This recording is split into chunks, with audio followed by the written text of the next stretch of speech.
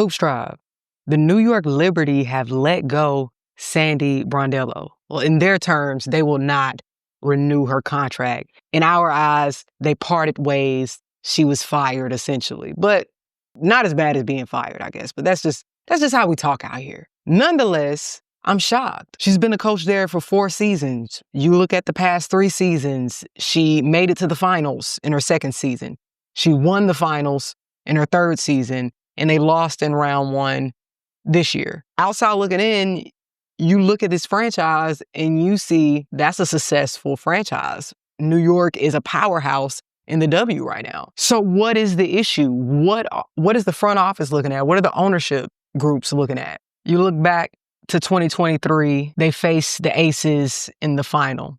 The Aces won 3-1, drove straight through New York. The complaints after this championship was the matchups. Courtney Vandersloot on Kelsey Plum, Sabrina Ionescu on Jackie Young. There were complaints about Game 4, decisions late in the game, timeout usage, after timeout calls, criticism of how she responded in the media, saying that she's not providing concrete tactical plans rather than cool one-liners. Fast forward to this season, some of those same things echo. Usage issues, really burning out the starting 5, not using the bench when they actually have a bench. Clock management, lack of adjustments. Phoenix was able to use a lot of the same sets and plays, and it worked every time. So when you zoom out, the broader look, this is a successful franchise. When you hone in on the small details, problems present.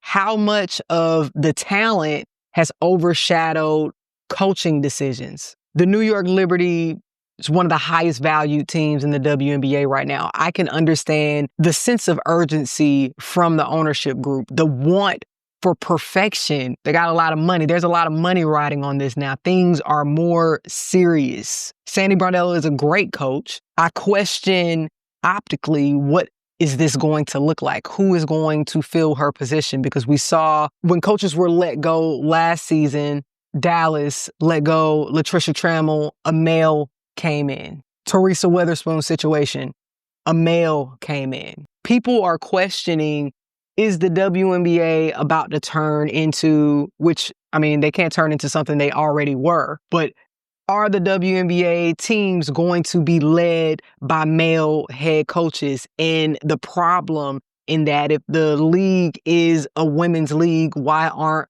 women coaching? If the league is 75% Black, why isn't there representation in the head coaching position? All of those things matter just as much as the X's and O's. And it also matters the players and the rapport built in a coaching staff and knowing that these are human beings. I believe that the media person that asked the question in the post game after they had lost to Phoenix to end their season, in that post game presser, that woman asked that question because she was tipped off. There's no way. Because honestly, before that moment, I hadn't heard anyone seriously in the media saying that Sandy Brondello was in the hot seat. I think fans call for a coach's job periodically throughout the season. I saw little, tidbits of fans being upset about things, but I'm blindsided by this. It looks like the players were blindsided by this because when she asked the questions too, he's like, what the fuck? Like, what are we talking about? Like, yeah, we want to run it back. And then it's fresh after the loss. So Sabrina Ionescu is like stone-faced. So it's interesting. All of this is interesting. No one is safe. And it's like, and here I thought we were done after Dallas and Chicago made their announcement that they're not changing up their coaching personnel. I thought we were done. I didn't think we were going to get any more announcements about coaches being let go, because now the standard is not even about winning necessarily. It's about winning championships. How quickly can you win a championship? How consistently can you win a championship? And then you think of Sandy Brondello just won a championship last season.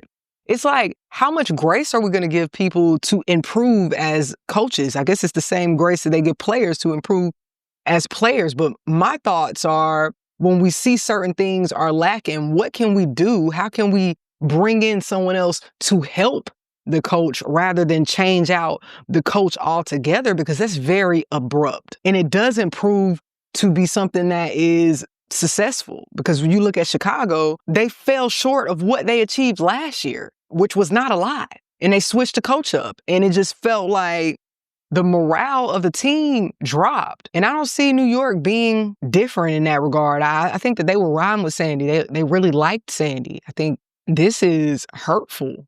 And I know it's a part of the game. I get it. But how far away are we going to go from the game of basketball in order to achieve success in the business of basketball? And the game of basketball is team sport. We can't point fingers. We take losses as a group together. We learn through things, we grow through things. But in the business of basketball, we don't have time for a lot of that stuff.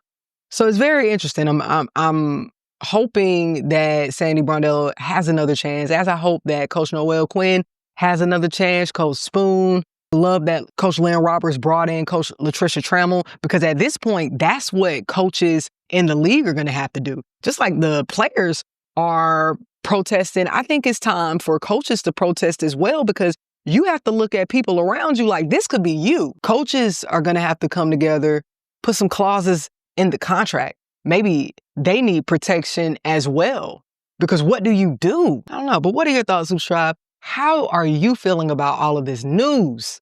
Wow. Let's talk hoops.